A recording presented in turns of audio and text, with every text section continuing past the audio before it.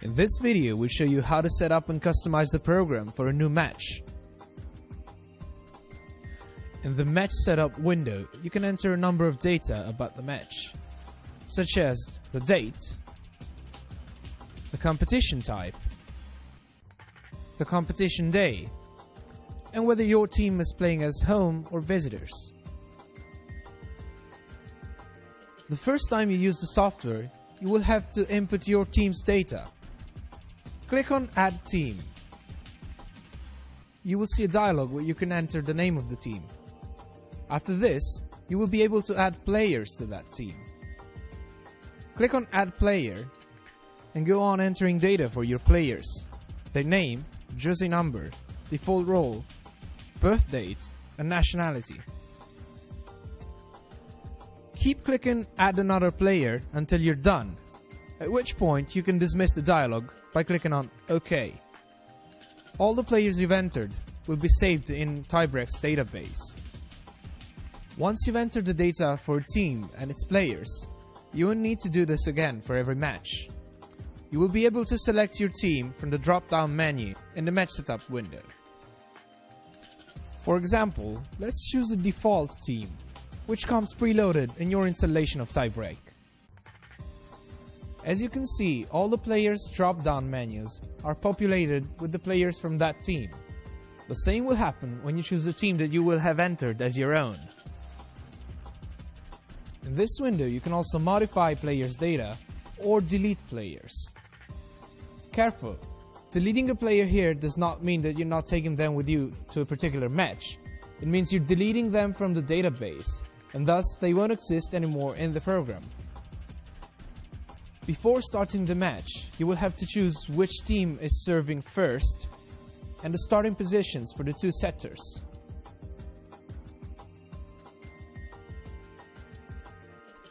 Enter the name of the opponent team into the text box at the bottom of the window. As for opponent players, you can either enter extended data in the same way you did for your own players by clicking on Opponent's Data, or choose Quick Lineup Entry. This is much easier and quicker in case you don't know or don't need opponent players' names and extended data. The Quick Lineup Entry dialog only asks you for opponent players' jersey numbers and opponent setter's position.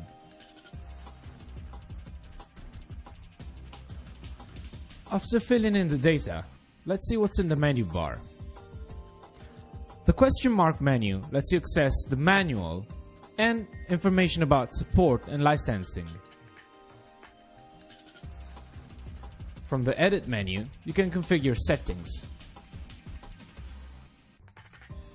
The options dialog lets you customize in depth how TieBreak behaves. The first group of fundamental settings is located in the tab Skills. From here you can decide what skills you want to mark and to what level of detail. Attack, serve, pass and block are mandatory and must be marked. Set, freeball and dig, on the other hand, are optional. In the first column or checkbox, labeled Active, you can choose what skills you want to chart. The second column, labeled Extra Statistics, lets you choose for which skills you want to input additional data. TieBreak offers a rich set of additional optional data for each skill. These will be the subject of another tutorial video. You can customize what data to collect about opponents at the same level of detail. Additionally, you can choose not to chart opponents. Checking the box No Opponent Player Stats, the opponent player team in the match window will shrink to a single group of buttons, as though it were made of only one player. The second tab in the options dialog lets you choose whether and how you enter attack directions. From the drop-down menu, choose Click if you only want to click where the ball lands. Choose Click and Buttons if you want to click where the ball lands, and then select the attack type.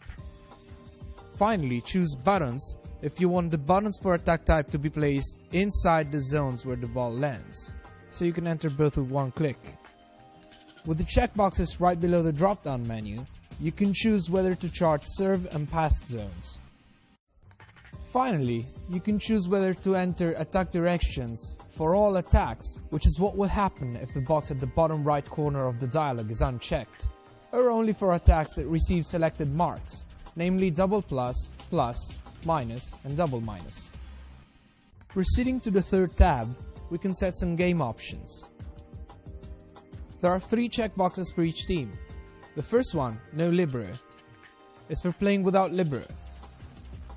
The second one lets you play with a modified lineup, namely setter, middle hitter, outside hitter, instead of the standard setter, outside hitter, middle hitter.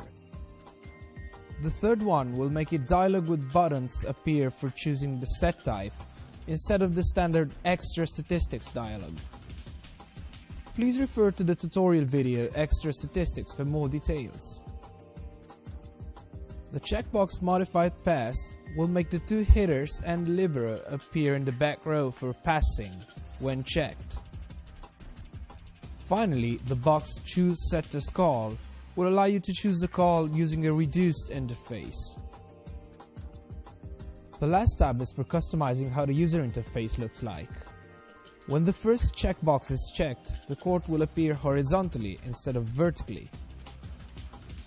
Check the second box if you're using TieBreak on a device with a small screen or a low resolution. Checking the third box will cause the real-time setters distribution chart to only include positive passes. In the lower part of the tab, you can customize mark symbols, choosing any character you like. Thank you for watching.